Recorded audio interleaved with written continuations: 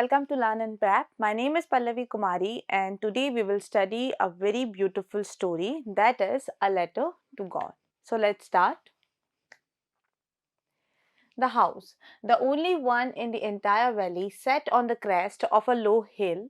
From this height, one could see the river and the field of ripe corn dotted with the flowers that always promised a good harvest.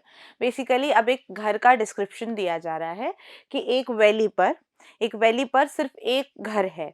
वो घर कैसा घर है? वो इतनी खूबसूरत जगह पर है कि वहां से आप एक तो वैली का जो टॉप मोस्ट पार्ट होता है, सबसे ऊपर का, दैट इज द क्रेस्ट, वहां पर वो घर बना हुआ है और वो इतनी हाइट पर है कि आप वहां से रिवर देख सकते हो। वो पूरी फील्ड जिसमें कॉर्न उगते हुए, राइप कॉर्न मतलब उगते हुए कॉर्न को आप देख सकते हो, जिनके ऊपर फ्लावर्स आए हुए हैं।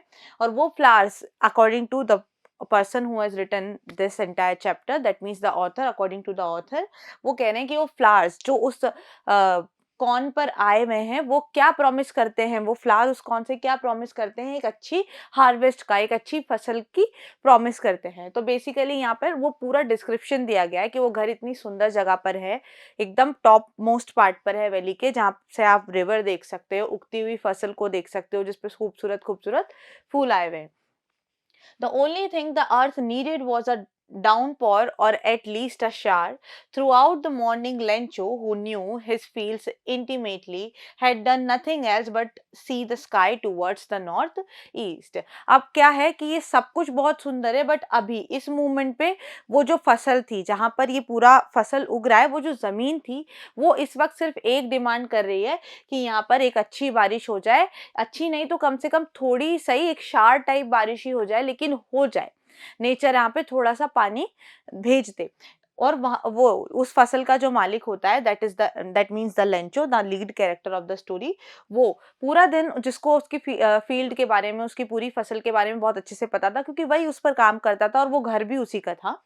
तो उसको, वो पूरा दिन कुछ नहीं कर रहा है, बस वो ये सोच रहा है कि वो बस आसमान को देख रहा है, he is looking toward the sky in the north east, और वो बस प्रे कर रहा है कि बारिश हो जाए।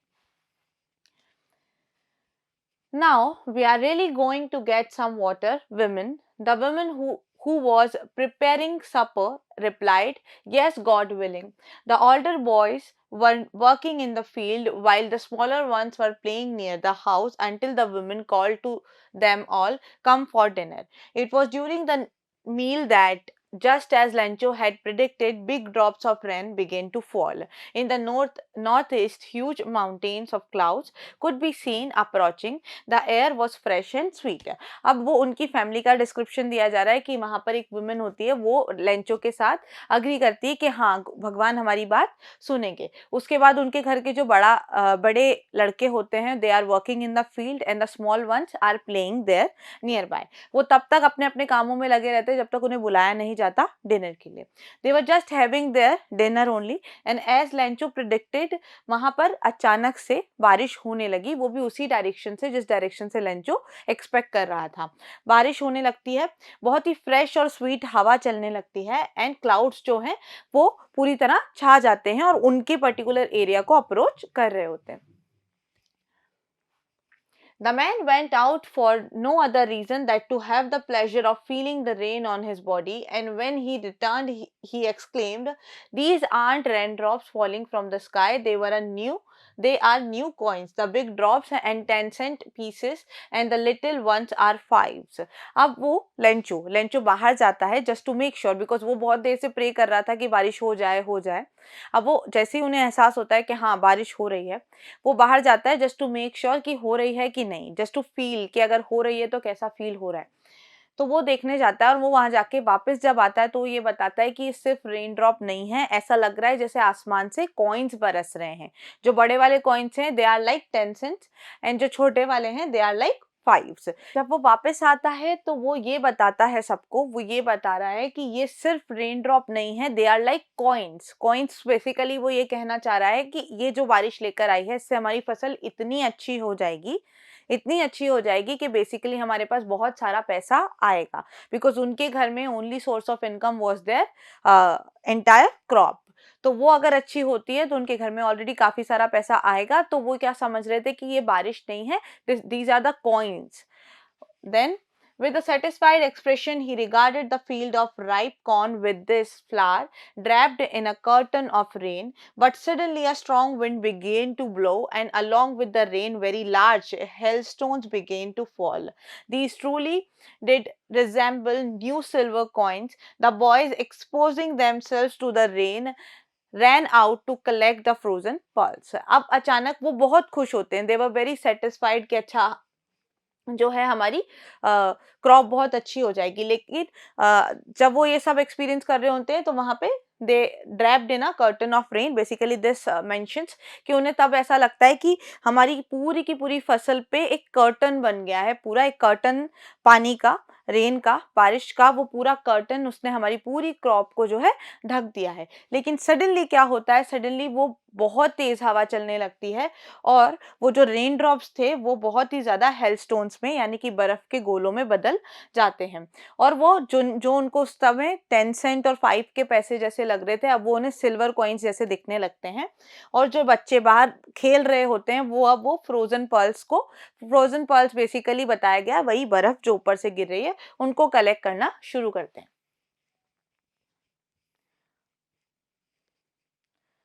"It's really getting bad now," exclaimed the man. "I hope it passes quickly." It did not pass quickly. For an hour the hail rained on the house, the garden, the hillside, the cornfield, on the whole valley. The field was white as if covered with salt. अब ये वो Lencho क्या होता है, Lencho को definitely बहुत disappointing लगता है क्योंकि उन्होंने सिर्फ रेन के बारे में बोला था. ये इतने बड़े बड़े आइस की ये गोलों की बरसात के बारे में उन्होंने नहीं सोचा था, ना वो उसके लिए मेंटली प्रिपेयर्ड थे, ना उनके पास अपनी क्रॉप को बचाने के लिए कोई दूसरा साधन था. तो वो बस ये बोलता है कि it's really getting bad now, अभी बहुत ज्यादा बुरा होता जा रहा है. और वो उम्मीद भी करते हैं कि हम आशा करते हैं कि ये बहुत जल्दी चला जाए, लेकिन ऐसा होता नहीं है. It did not pass quickly और 1 घंटे तक, almost for an hour, the hail rained on the house, the garden, the hill side, the cornfield, on the whole valley. पूरी वैली पे, गार्डन पे, हिल साइड पे, हाउस पे जो होता है ऐसा लगता है कि पूरे के पूरे को एक सॉल्ट ने कवर कर लिया है. सॉल्ट बेसिकली ये बताना चाह रहे हैं कि वो पूरी बर्फ was looking white white, that crystal white. And then क्योंकि वो इतनी ज़्यादा बारिश हो रही थी कि वहाँ पे वो इकट्ठे होते जा रहे थे, तो ऐसा लग रहा था कि पूरी वैली को एक सॉल्ट के पहाड़ ने कवर कर लिया. Not a leaf remained on the trees. The corn was totally destroyed. The flowers were gone from the plants. अब वहां पर किसी भी पेड़ पर एक भी पत्ती नहीं बची थी. सब कुछ ऑलमोस्ट खराब हो गया था. Lencho's soul was filled with sadness. When the storm had passed, he stood in the middle of the field and said to his son, "A plague of locusts would have left more than this. The hell has left nothing. This year we will have no corn." Basically सब कुछ इतना बुरा हो गया कि Lencho अपने बच्चे को ये बता रहा होता है कि ये साल हमारे पास अब कुछ नहीं है, हमारे पास कोई कॉर्न जो कि वो उगाते थे वो नहीं बचा है. दैट मीन्स अभी इस साल के लिए हमारे पास सर्वाइवल के लिए कुछ नहीं है. Then that night was a sorrowful one. बहुत ही दुख भरी नाइट थी उनके लिए वो. All our work was nothing. There is no one who can help us. We'll all go hungry this year. But in the hearts of all who lived in that solitary house in the middle of the valley, there was a single hope, a help from God. Don't be so upset, even though this seems like a total loss. Remember, no one dies of hunger. Basically अब क्या होता है, वो बहुत ही बुरी रात थी उनकी फैमिली की. वो ऐसी ऐसी बातें बोलने लगते हैं कि हमारा पूरा का पूरा, हमने जितनी मेहनत करी वो सब पानी में मिल गई. इस साल हमारे पास खाने के लिए कुछ नहीं होगा, यहाँ पे हमारी मदद करने के लिए भी कोई नहीं है. लेकिन उस समय में उस पूरे घर में एक ऐसा इंसान होता है जिसको भगवान पे विश्वास होता है. वो सोचता है कि इतनी बुरी कंडीशन में से भी भगवान हमें बाहर निकालेंगे. और फिर वो एक बहुत बड़ी बात भी कहता है कि इस धरती पे कोई भी भूख की वजह से तो नहीं मरा, यानी कि हम भी जैसे तैसे सिचुएशन में सरवाइव कर लेंगे. That's what they say, no one dies of hunger. Although the night, Lencho thought only of his one hope, the help of God, whose eyes, as he had been instructed, see everything, even what is deep in one's conscience. Lencho was an ox of a man, working like an animal in the field, but still he knew how to write. The following Sunday at daybreak, he began to write a letter which he himself would carry to town and place in the mail. It was nothing less than a letter to God. Basically, अब क्या होता है, Lencho had huge belief on God. तो उसने तो ये सोच लिया था कि इस सिचुएशन में से भी भगवान तो हमें बाहर निकालेंगे. एंड ऑब्वियसली इस पूरी दुनिया में कोई भी जस्ट भूख की वजह से तो नहीं मरा. तो इस सिचुएशन में भी हम कैसे ना कैसे तो सर्वाइव कर लेंगे. देन अब लेंचो डेफिनेटली पूरे टाइम वो एज अ फार्मर काम करता था, बिना थके बिना सोचे समझे, लाइक एनिमल्स वो काम करता रहता था, लेकिन फिर भी उसे लिखना आता था. तो उसने अब क्या किया, उसने एक लेटर लिखा और वो खुद उसे पोस्ट करने गया और it was nothing but a letter to God. Let's see further. God, he wrote, if you don't help me, my family and I will go hungry this year. I needed 100 pesos in order to sow my field again and to live until the crop comes because the hailstorm. He wrote to God on the envelope, put the letter inside, and still troubled went to town. At the post office, he placed a stamp on the letter and dropped it into the mailbox. अब उसने वो letter बकायदा भगवान को लिखा और उसमें उसने लिखा कि मुझे आपकी हेल्प की ज़रूरत है, आप मुझे 100 पेसोस दो और ताकि मैं तब तक सर्वाइव कर सकूं जब तक हमारी अगली फसल ना उग जाए. हमने बहुत मेहनत की थी लेकिन वो हेलस्टोन की वजह से पूरी की पूरी खराब हो गई है. तो I need your help, my family and I will go hungry this year if you will not help us. और वो उस लेटर को बकायदा स्टैम्प करवाता है और मेल बॉक्स में डाल देता है. One of the employees, who was a postman and also helped at the post office, went to his boss laughing heartily and showed him the letter to God. Never in his career as a postman had he known that address. The postmaster, a fat, amiable fellow, also broke out laughing, but almost immediately he turned serious and, tapping the letter on his desk, commented, "What faith! I wish I had the faith of the man who wrote this letter starting up a correspondence with God." अब वहां पर जब वो mail box में letter डालता है तो वहां पे जो पोस्टमैन होता है वो लेटर निकालता है और वो जब पढ़ता है कि इसे किस एड्रेस पे लेके जाना है तो बहुत हंसता है कि उसके पूरे करियर में उसने ऐसा कोई लेटर नहीं देखा जो भगवान को लिखा हुआ, और अगर लिखा भी है तो वो तो ऐसा कोई एड्रेस नहीं जानता जहाँ पे ले जाया जा सके इस लेटर को और भगवान वो लेटर पढ़ लें. तो बेसिकली ये बहुत स्ट्रेंज इंसिडेंट था. वो अपने पोस्टमास्टर के पास भी ये जाता है लेकर और वहाँ उनको दिखाता है. वो पोस्टमास्टर भी बहुत ज़्यादा हंसता है, लेकिन उसकी आउटर अपीयरेंस को भी बताया गया है, फैट एमिएबल फेलो, ये उनकी अपीयरेंस है. वो बहुत हंसते हैं लेकिन कुछ देर के बाद फिर वो सीरियस हो जाते हैं और फिर वो बोलते हैं डेस्क पे लेटर को टैप करते हुए, "What faith! I wish I had the faith of the man who wrote this letter." वो कहते हैं कैसा विश्वास, मैं ऐसा सोचता हूँ कि काश जिस इंसान ने भगवान को लिखा है वो मुझ पे उसका भरोसा मेरे पास होता. Starting up a correspondence with God. Let's सी आगे क्या होता है. So, in order not to shake the writer's faith in God, the postmaster came up with an idea: answer the letter. But when he opened it, it was evident that to answer it, he needed something more than goodwill, ink, and paper. But he stuck to his resolution. He asked for money from his employees. He himself gave part of his salary, and several friends of his were obliged to give something for an act of charity. अब basically जो postmaster होता है, जो कि पहले उनके लिए भी ये बहुत फनी था लेकिन बाद में वो सीरियस हो जाते हैं और वो सिर्फ इतना सोचते हैं काश मैं इसके लिए कुछ कर पाता. फर्दर वो ये बोलते हैं कि ऐसा करो कि इस लेटर को हमें इस लेटर को लिखकर उस आदमी तक पहुंचाना है, यानी कि हमें इस लेटर का जवाब देना है. फिर वो जब उस लेटर को पढ़ते हैं तो उसमें उन्हें पता लगता है कि वो सिर्फ और सिर्फ गुडविल या अच्छी दुआएं इन सब के लिए ये लेटर नहीं लिख रहा है, उसे कुछ पैसों की ज़रूरत है जो हमें उसे भेजना होगा. पोस्टमास्टर सोचते हैं कि हमें उसका जो फेथ है भगवान पर वो बरकरार रखना है. तो बेसिकली हम क्या करेंगे, हम कुछ पैसे इकट्ठा करते हैं. मैं खुद भी अपनी सैलरी से थोड़ा पार्ट दूंगा और बाकी के एम्प्लॉयज़ और मेरे दोस्त, हम सब मिलके थोड़ा थोड़ा कंट्रीब्यूट करते हैं चैरिटी के नाम पर और ये पैसे उस तक भेजते हैं. It was impossible for him to gather together the 100 pesos, so he was able to send the farmer only little more than half. He put the money in an envelope addressed to Lencho and with it a letter containing only a single word as a signature, God. अब basically it was a big amount, तो वो पूरा तो collect नहीं कर पाते हैं, half से थोड़ा ज़्यादा कर लेते हैं, उसको एक एनवेलप में डालते हैं और वो लेंचो के एड्रेस पे भेज देते हैं और वहाँ पे सिर्फ और कुछ नहीं लिखते, बस एक सिग्नेचर करते हैं.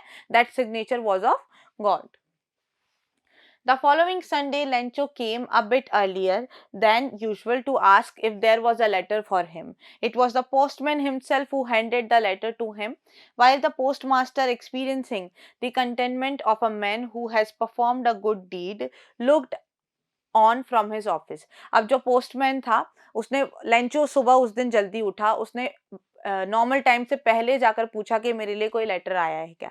पोस्टमैन ने खुद वो लेटर उसे दिया और पोस्टमास्टर ऊपर से, जिन्होंने बहुत ही अच्छा काम किया है ऑब्वियसली, ऊपर से अपने ऑफिस से उसे देखते हैं. Lencho showed not the slightest surprise on seeing the money. Such was his confidence, but he became angry when he counted the money. God could not have made a mistake, nor could he give denied Lencho what he had requested. Basically, जब Lencho को पैसे मिलते हैं तो Lencho के मन में कोई सरप्राइज नहीं होता कि अरे ये कैसे हो गया, ये तो पॉसिबल ही नहीं है. ऐसा लेंचो बिल्कुल सोचता ही नहीं है. उसको पूरा बिलीव था कि अगर उसने गॉड से कुछ मांगा है तो गॉड डेफिनेटली उसको वो देंगे.